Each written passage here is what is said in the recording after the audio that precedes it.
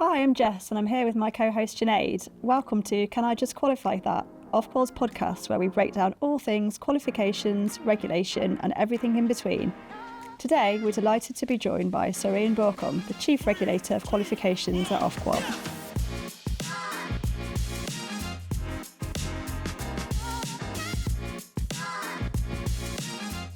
And Sir Ian, before you were the Chief Regulator here, I understand you were a teacher?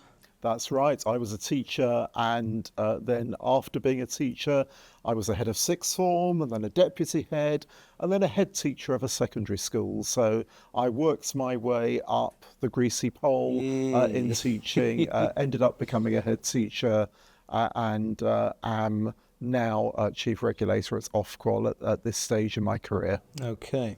So you can really get into the heads of where the teachers are right now in the midst of exams. And as we know, as we said, exams are happening right now up and down the country. So really good opportunity to talk to you about that and why this matters. So can you start with telling us what subject you taught? So I trained as a teacher of modern languages, so that was French and German, and began my career teaching French and German in different comprehensive schools on the South Coast and in London, and I worked abroad a little bit as well. When I came into school leadership, one of the things that happens is that you end up having to fill the timetable slots that can't be filled by other people. So I did find myself branching out a bit and teaching a few other things. I volunteered to take on the bottom set GCSE maths class at one point. We spent a long time covering some basic maths to try and rebuild the confidence of those students. I've also taught PSHE or RSHE, as some people know it, so taught all the interesting subjects that covers, and various other things as well, some history, and I have even taught languages that I don't actually speak as well, which is quite an interesting experience. I'm sure some of the teachers listening can relate to those challenges, so thank you for that. Right, so Sir Ian, you've told us about your history as a teacher, and now you're obviously in a new position as our Chief Regulator. So you've got experience on both sides of the fence, so to speak. Where would you say that Ofqual's interests and teachers' interests align? That's a really interesting question. You know, when you're a teacher, you work really hard for your students. It's really important that the qualifications are fair and that the standard that you need to get any particular grade remains steady from one year to the next and from one exam board to the next. So it would definitely not be in teachers' interests if it was easier one year than the next, or easier with AQA than with Pearson or with WJEC rather than Cambridge. We can't have that. There's got to be an even standard to create that level playing field. Otherwise, the way I'm being judged as a teacher for my effectiveness won't be fair in comparison with the way other teachers are judged. And the students that I've worked so hard to prepare won't be getting the qualifications that they deserve. And it's Ofqual's job to make sure that you've got that comparability. Yeah. I suppose a follow-up may be related to just the system then. Given that it's a market, I mean, is there a bit of an impetus perhaps on the side of the boards to try and make things as, I don't want to say easy, but, make it perhaps appear as easy as possible so that more kids will take their exam? Well, that's exactly why Ofqual was introduced in the first place back in 2010, to make sure that there could no longer be a race to the bottom, that standards were held over time and between boards, because where you have a system like we have with several different exam boards, several different awarding organisations, you can't have a situation where a qualification that is supposed to be the same, regardless of the board you take it with, is actually easier or harder with one board than another. So we don't let that happen. You're right to say it is a market, so there is competition. There are legitimate differences between exam boards in the same subject, so they can organise the content differently, they can use slightly different approaches to assessment, they can produce different kinds of support materials for teachers, and one board may be more attractive than another board to a particular teacher. They can provide different support services. But what they can't do is offer a qualification that is easier or harder. The level of difficulty has to be the same, and it's our job at Ofqual to make sure that is maintained. What do you remember about your first exam season? Well, my very first exam season, I would say, is probably lost in the mists of time. But from exam seasons generally in the early part of my career, teachers actually did the invigilation in the exam hall. That's all changed at a later stage, but the predominant feature of the exam season itself, when I was first in schools, was having invigilation in a school hall and walking up and down the rows of desks, making sure that students were focused on their exams. Of course, in those days, they didn't have mobile phones, so there weren't mobile phones to worry about, but obviously they had to behave properly and not look at each other and not communicate. And that is really important, because if you don't have strong behaviour expectations in the exam hall, then the quality of the experience is undermined, students are distracted, and they end up not giving of their best in the exams. But as a teacher leading up to exam time, it was a question of trying to finish the course, so trying to finish the new material that you were teaching students at just the right time to leave enough time for revision and practice of past papers. Not too much time, because too much revision and practice can actually become quite deadening and quite boring, but enough time to give students the confidence that when they go into the exam hall, they know roughly what the exam paper is going to look like. Of course, they don't know the actual questions, but they do have an idea of the shape and format of the exam paper, so they're enabled to be at their ease and to give of their best. You mentioned the change there about the invigilation. Do you have a view on whether that had an impact in terms of behaviour in the exam hall? I mean, having staff in there that the kids know versus some local strangers or parents or whoever ends up being invigilating. What's your view on that? Well, the process was changed as part of a workload reduction programme for teachers, because one of the things that was happening was that teachers were spending a lot of time doing things that weren't directly teaching. And under an earlier government, there was a big push to move teachers away from doing things that aren't actually teaching.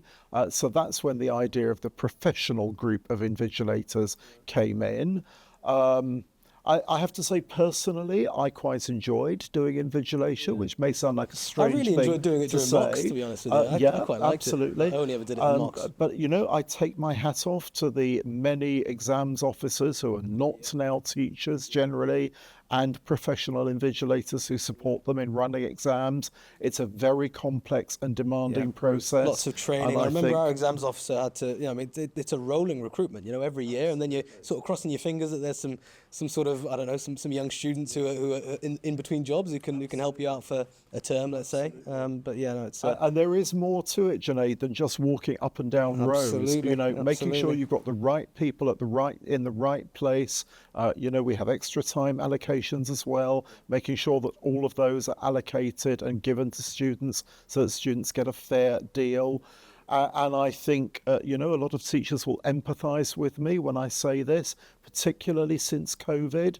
It's been necessary to manage behaviour a bit more assertively in lots of schools, and so invigilating exams and maintaining the right standard of behaviour that we need in the exam hall has become more challenging and requires more assertive and more proactive invigilation than perhaps it did before that point. Absolutely. And you mentioned earlier that mobile phones weren't a problem when you started teaching, but they are now, and we talk about that quite a lot. But why does that really matter? What's at stake for students if they're thinking about taking their mobile phones in? So I think it matters for two main reasons. The first one, I think, is that if students have got devices, and we talk about mobile phones, but there are, of course, other devices. There are smartwatches and, smart all sorts of things. Who knows, there might be smart spectacles next.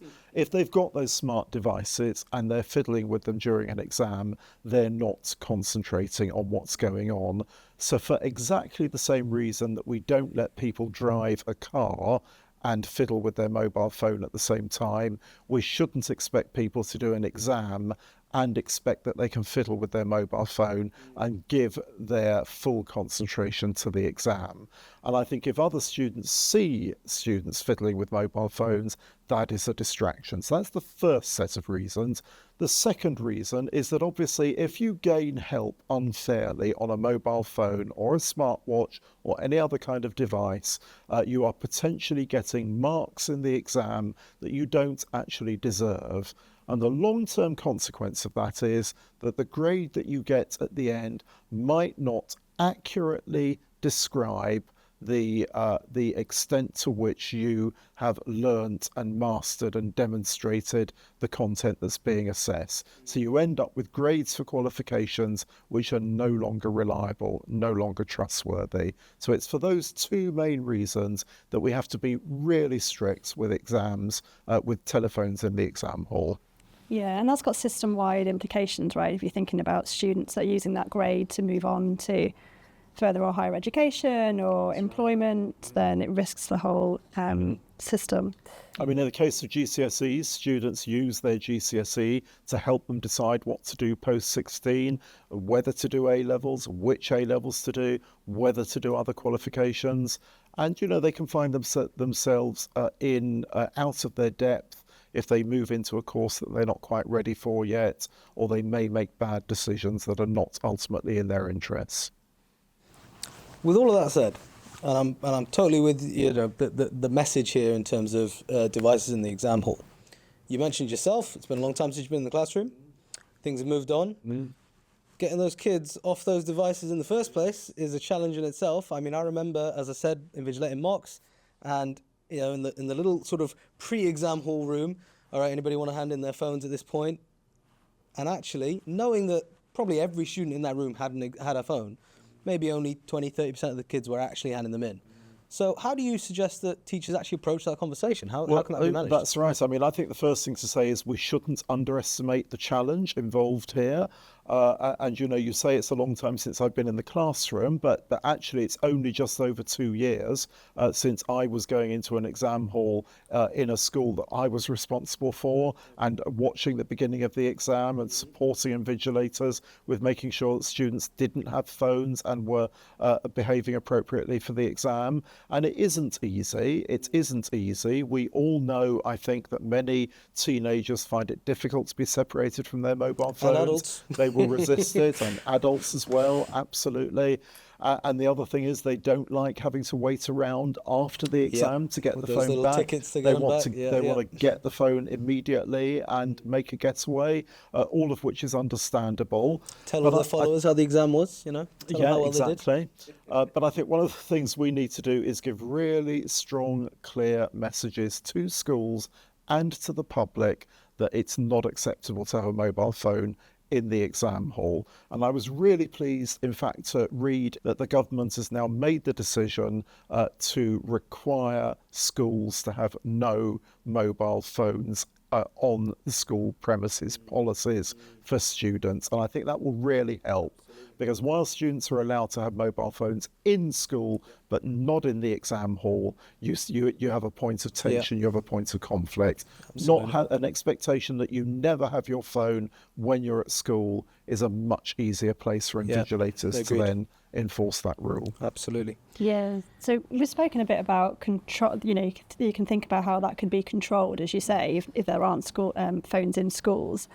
But thinking about a different challenge now, of AI, of course, and that has the potential to be used not just in exams, but also in coursework. So what's your view on that as a challenge and how that might be mitigated? Well, before I talk about AI as a challenge, I'm just going to say some positive things about AI, Ooh. because I think AI does have the potential to be a very powerful support for teachers in schools. Yep. So AI can be used to support teachers in researching and planning curriculum Generating and resources. lessons. Yep. Absolutely. Yep. Support them in managing their workload, support them in managing assessment that they use on an ongoing basis.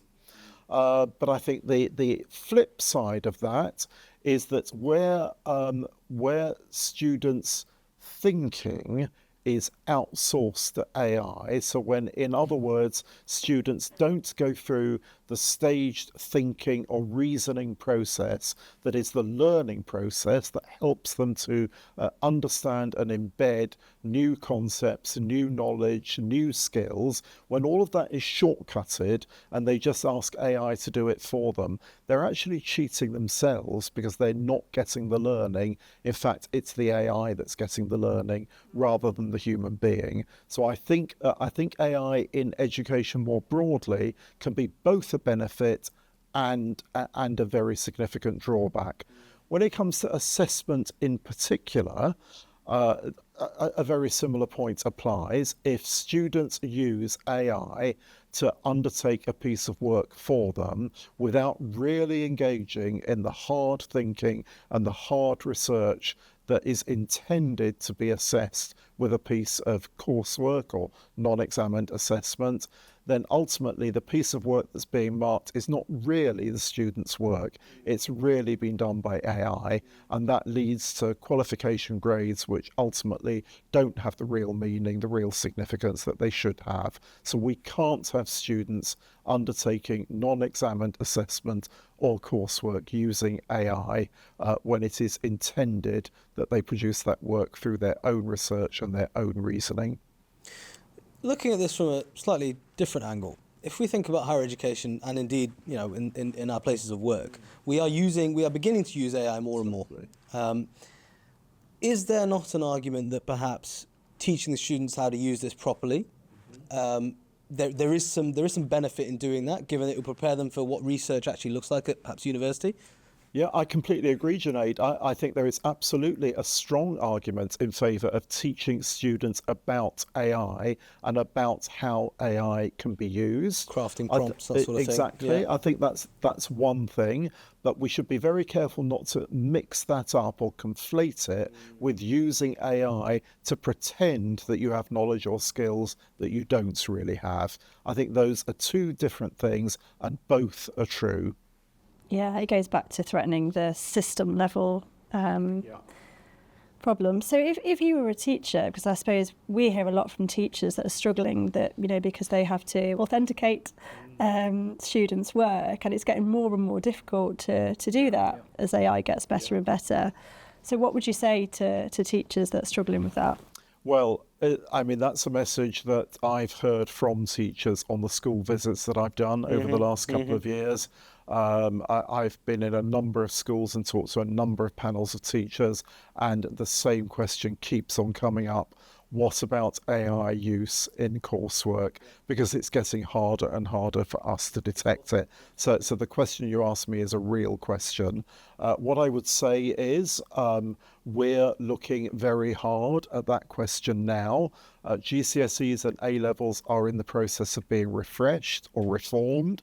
One of the things that we're asking as each qualification is refreshed or reformed is, if there is still to be coursework as part of this qualification, what do we need to put in place to make sure that the authenticity of that coursework can be guaranteed? In other words, it really is the student's own work. And there are things that you can do. Obviously, the most obvious, maybe nuclear option is to take the coursework away altogether. But good coursework can have benefits. Does encourage students to undertake research. It does encourage students to engage. Which is an important skill, to prepare them for the next stage. It can be a very beneficial thing to do. But the kinds of things that we can do to increase the authenticity, are building in more frequent checkpoints with teachers who have a brief discussion with the students about the work they've done up to now, where they've done their research, get the students to say something about it, and then sign off that step of the coursework. The other thing we can do is increase what we expect by way of referencing and sources, so that you actually explain where you've done your reading, where you've got the material from that you're using, and what you haven't done is just open ChatGPT and said, write me 10,000 words on Henry VIII's foreign policy, please, because that is absolutely not acceptable. Yeah. It's great to, hopefully teachers can take some reassurance from the fact that, we're thinking about all that Ofqual and we continue to engage with teachers on that. So smartwatches are a newer challenge. How quickly does Ofqual have to move when technology changes? I think the short answer to that, Jess, is really fast, because technology is changing fast. We're all familiar with mobile phones, but there are smartwatches that we're increasingly seeing on young people, and they are fully internet connected and so present many of the same challenges as mobile phones. And I understand that in the pipeline, there are even things like smart glasses that will play text across the inside of the lens that only the student can see. So we're living in a film, isn't it? Sometimes, honestly, I think the speed at which some things are progressing. Yeah. So we are going to have to keep on top of this. But our qualification system is a real national asset, and we do have to keep on top of this in order to prevent that national asset being undermined, because that's in nobody's interest, not least the students. And do you think students know that they're cheating potentially by taking smartwatches into exams? Well, if they don't, I don't know where they've been for the last few years, because the message has been given to them loud and clear on multiple occasions. But of course, all over the place. One of the things that it would be useful for students to remind themselves of is that every year, unfortunately, very unfortunately, a significant number of students either lose marks or in some cases lose their whole qualification because they haven't stuck to the rules. And although that sounds tough, it's really important that we do that in order to be fair to people who play by the rules. Yeah. So just thinking about what's coming next, if you were a teacher, what advice would you give in terms of what's going on? There's a lot happening in the qualification space right now. Well, if I'm a teacher right now, what I'm thinking about, it's June, and I'm thinking about my classes, hoping against hope that they do their best in their exams. I'll be looking forward to the summer holiday because it's been a long school year behind me. Hopefully, if I'm a secondary school teacher, I'll be looking forward to having a little bit of gained time during the month of July to do a little bit of preparation for next year. My summer holidays, but always at the back of my mind will be the results coming up in August, and that is always a significant moment for teachers, because it's an important day for demonstrating how much my students have achieved. So that's the short term. In the longer term, if I'm a teacher, I'm probably thinking about how the subjects that I'm teaching are going to change in the future. And if I'm teaching GCSEs, I'll be waiting anxiously to see what the revised content that is going to be covered by the refreshed GCSEs is going to look like. The Department for Education will be consulting on that soon, and so teachers won't have to wait for too long to see that. I'll be thinking about what kind of workload is going to be involved in me refreshing my resources, my schemes of work. If I need to buy course books, I'll be thinking about the pricing, the costing of those courseworks, what kind of budget I'm going to need to set aside to buy those new courseworks and make sure I can teach the new specification. And if I'm a teacher who teaches vocational qualifications, I've probably got some bigger questions, because there are bigger changes going on in vocational qualifications. We've got new V levels coming on stream, and then we've got a couple of other qualifications for students that are not quite ready to do A levels, V levels, or T levels. And I'll be thinking a little bit about how I'm going to cater for those students. That's a lot to be thinking about. It's a lot to be thinking about. And I'm glad you mentioned the reform qualifications, because that will be the topic of our next podcast. So listeners, do stay tuned for that. And I think we do have a question from a teacher. Yes, that's right. So one teacher would like to know what your thoughts are on the usefulness of a revision session between, for example, paper 1 and paper 2, and that little golden half term there. What's your take on revision sessions over those half terms? Useful or not? It's an interesting question. I'm going to hedge my bets a little bit and say potentially useful. Okay. I think it is... Bit of a politician's answer there. Yeah, absolutely. But, there is a space for students to revise on their own. But I think all the research tells us that the less advantaged, the more disadvantaged students are, the more they benefit from direct revision with teachers. Yeah. So if you are able to get FaceTime with your teachers with your students in real life and do a bit more work with them, just remind them of what that next paper looks like, what it consists of, what key things to focus on, then I would do it. Absolutely. So you mentioned the mist of time with your first exam series earlier. I was wondering what you might advise your younger self when it comes to navigating the sort of qualification system. What would you say to your young Mr. Bauckham? Yeah, so I would say when I was a young teacher, I did do some exam marking. I did it for a few years. I was just an ordinary marker. I think I would have got more out of it if I'd persevered with it and become a team leader or a more senior examiner, because I would have understood the approach to assessment and marking in my subject in more depth, rather than just staying as an ordinary marker. So I would be a bit more ambitious for myself as a young teacher in terms of becoming an examiner, because I think that brings real benefits and real insight into the qualification system if you can do that as a teacher. It's hard work, but if you can fit it in your schedule, it's well worth doing. When you've got a bit of relief off that timetable, maybe you got a window there.